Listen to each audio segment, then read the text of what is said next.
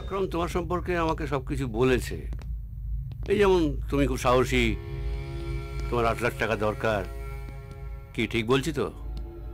আসলে কি জানো, কলকাতার আকাশে বাতাসে টাকা উড়ে বেড়াচ্ছে, শুধু ধরতে যতক্ষণ।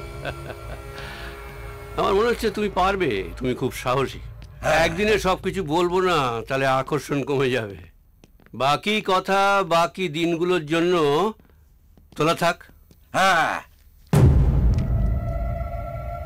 এই নাও তোমার জন্য 1 লাখ টাকা। আচ্ছা কাকু, একটা কথা বলবো? আমি কি কোনোদিন তোমাকে দেখতে পাবো না? জানি এর জন্য অনেক টাকা লাগবে, প্রায় 8 লাখ টাকার মতো। কি হলো, ধরো। সাধারণ কি পায়ে ঠেলো না? হ্যাঁ, একটা 402 নাম্বার কেস ঠুকে দেবো, বেকসুর খালাস। ঠিক আছে কি বস, বলেছিলাম না আমার স্যারের দয়ার শরীর। কোনো চিন্তা করো না, আমি আছি। Enjoy enjoy. আমার ঝিলিক সত্যি সত্যি দেখতে পাই? দেখতে চাই না, তুমি বলে দাও। দেবতাই যদি মন্দিরে না থাকে তাহলে চোখ ভালো হয় কি হবে? কাকে দেখবো আমি? কাকে? মা দেখছি ছেলের উপরে ভীষণ রাগ হয়েছে। তুই রাগ করিস না মা, তুই রাগ করলে আমি কোথায় যাব? 1 মাস ধরে আমাকে ছেড়ে যেখানে ছিলে সেখানে যাও না, যাও। অন্যায় করেছি, অপরাধ করেছি। তুই আমার শাস্তি দে মা, কিন্তু কিন্তু তুই আমার উপর রাগ করিস নি মা। একই ও মা, তুই কাঁদছিস কেন মা? তুমি বলো, আর কোনদিন আমায় একা ফেলে কোথাও যাবে না তুমি? বলো। যাব না, তোকে ছেড়ে আমি কোনোদিন কোথাও যাব না। আমার দিব্যি দিয়ে বলো। আমি তোকে দিব্যি দিয়ে বলছি মা, যাব না, তোকে ছেড়ে আমি কোথাও যাব না। যাক বাবা, মা ছেলের মিলন শেষ পর্যন্ত ঘটলো। আমি যাই, আমাকে আবার রাখি কিনতে হবে, কাল যে রাখি পূর্ণিমা।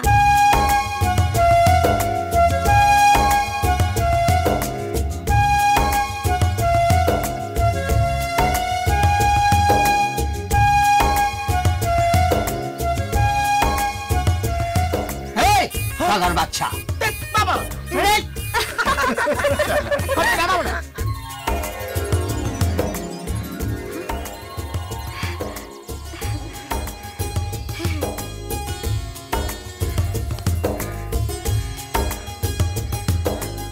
আকরাম ভাই, তোমার হাতে রাখি বাঁধলাম, তুমি তোমার বোনকে কিছু দেবে না? আমার আল্লাহ তোমার ভগবানকে সাক্ষী রেখে বলছি, আমি সাচ্চা মুসলমানের বাচ্চা। আমার এই বোনের যে কোনো বিপদে আমার জান হাজির। টিনা দিদি, হ্যাঁ, যেমন আমি আমার কাকু পেয়েছি, তুমিও তেমনি ভাই পেলে। চল মা। আকরাম ভাই, হ্যাঁ আকরাম ভাই, এরা হচ্ছে ঝিলিক, আমার মা।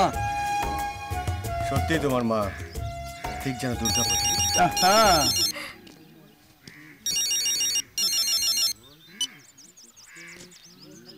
হ্যালো আকরাম, যত তাড়াতাড়ি পারিস নবাবকে নিয়ে মন্ত্রী সাহেবের জনসভায় চলে আয়। ওকে, আসছি। পাবে বন্ধুগণ, মানুষ এবার আসল খেলা দেখতে পাবে। বন্ধুগণ, আমরা ছিলাম, আমরা আছি, আমরা থাকবো, আর এটাই সত্যি।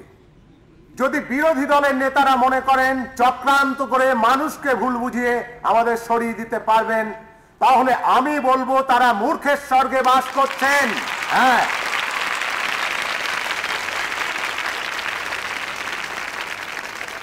আমরা হয়তো ভুল করতে পারি, কিন্তু তার জন্য আমরা ক্ষমাও চাইব। আমরাই কাজ করব, তাই আমরা ক্ষমতায় থাকব। আর এইভাবে বছরের পর বছর ধরে আমরা ক্ষমতায় থেকেছি। সবচাইতে বড় কথা, ক্ষমতায় কি করে থাকতে হয় তা আমরা জানি। জনগণের বোকা নই। আপনাদের কথা শুনতে শুনতে আপনাদের আসল চেহারাটা আমরা চিনে ফেলেছি। আর কোনো কথা শুনতে চাই না, শুনবো না। আস্তে আস্তে। ভাই তুমি যে কথাটা বললে সেটা ঠিক নয়, তোমাকে নিশ্চয়ই কেউ ভুল বুঝিয়েছে। ব্যাস হয়ে গেল, এ মালটা এবার কেস খাবে সারা 402 ধারা, তারপরে বেকসুর খালাস।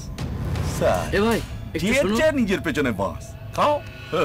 ভালো এদিকে হ্যাঁ, শোনো। যা বলছিলাম, বিরোধীদেরকে বলবো এই তোকে কি বলছিস রে? কাজে আমাদের হ্যাঁ? এ সহযোগিতা বল। করুন।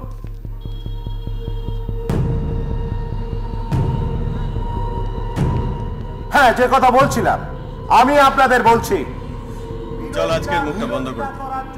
চল মার, আরে মার। এই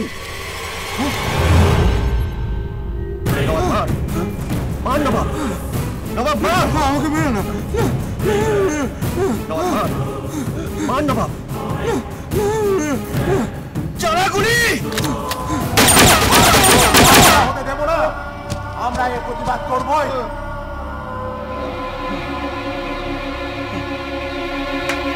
আকরাম, বলুন স্যার। বিরোধী দলের এক নেতা, নাম সত্যব্রত মাস্টার, আমাদের বিরুদ্ধে জনগণকে সত্য কথা বলে খেপিয়ে তুলছে। আমার বিরুদ্ধে বলে বেড়াচ্ছে আমি নাকি কিডনি পাচার চক্রের সঙ্গে জড়িত। সত্যব্রত বেঁচে থাকা মানেই আমাদের পথের কাঁটা। হ্যাঁ জয়ন্ত, এই কাগজটা তুমি ওখানে গিয়ে সুব্রতবাবুকে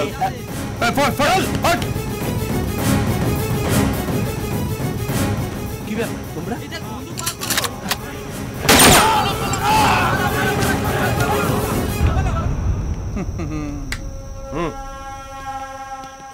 সত্যদা, সত্যদা, সত্যদা, কি হয়েছে? সত্যদা, সত্যদা, ওঠো, সত্যদা। সত্যদা।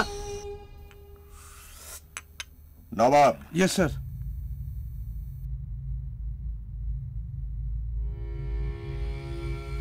এবার প্রমোটার সুদীপ নন্দী।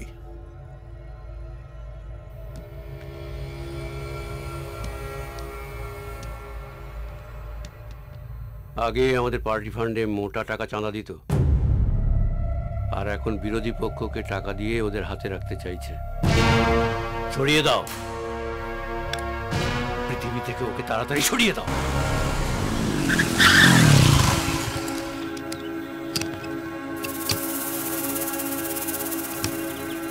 ঠিক আছে, হ্যাঁ।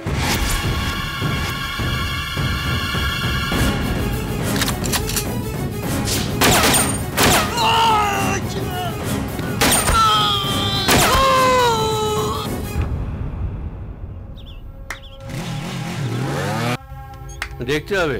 রাধেশ্যাম, হ্যাঁ, এই মাত্র সরকারি হাসপাতাল থেকে ফোন এলো, রুগীরা নাকি মিডিয়ার ক্যামেরার সামনে বলছে যে হাসপাতালে রুগীদের আঙুলের মতো মাছ দেয়া হয় আর জলের মতো ডাল দেয়া হয়।